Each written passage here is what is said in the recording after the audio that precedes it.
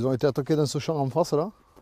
Et 2 fois en pleine nuit à 10 jours d'intervalle. Et maintenant, comme il n'y a plus d'herbe, on les a bougés là. Laurent Dallos est désemparé. Le 11 février, ses brebis ont été attaquées par le loup. J'ai vu les bêtes étalées par terre. Et je me suis approché, elle était complètement dévorée, mangée. Il restait que les cuisseaux arrière, quoi. Toute la gorge et l'encolure morsurée de crocs.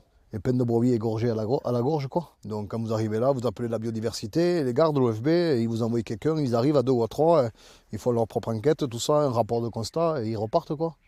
Et après vous êtes dans le doute complet. C'est la 6e attaque que ces éleveurs subissent en 3 ans. Des brebis presque totalement mangées ou juste égorgées. Des bêtes qui allaient mettre bas. Le reste de ce troupeau est désormais confiné dans cette grange avec les agneaux qui sont nés depuis. Donc ça, c'est un petit agneau où on a dû euthanasier sa maman qui a été attaquée par le loup. Donc il est né après l'attaque. Et après, il y a eu la visite des vétérinaires qui ont estimé qu'elle souffrait tôt. Et donc du coup, on l'élève au biberon. Stressées, les brebis survivantes ont beaucoup moins de lait.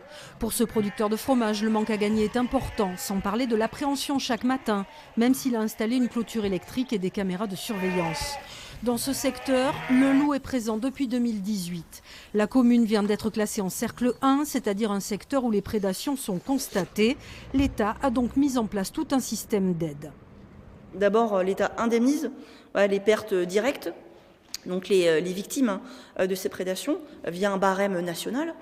Et deuxièmement, l'État accompagne la mise en œuvre de mesures de protection dans ces zones où il y a la prédation, telles que le gardiennage, la pose de clôtures électriques ou l'acquisition de chiens de protection.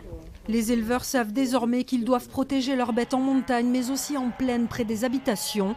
2 loups ont été recensés entre les Hautes-Pyrénées et le Béarn.